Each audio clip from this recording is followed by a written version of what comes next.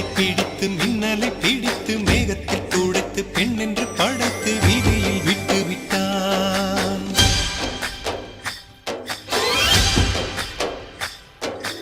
இப்படி இன்னொரு பெண்மையை படைக்க தன்னிடம் கற்பனை தீர்ந்ததை எண்ணித்தான் பிரம்மனும் மூர்ச்சையுற்றான்.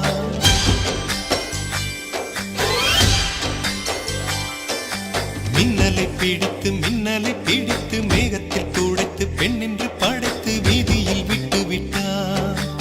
இப்படி இன்னொரு பெண்மையை படைக்க தன்னிடம் கற்பனை தீர்ந்ததை எண்ணித்தான் பிரம்மனும் மூர்ச்சையுற்றான்.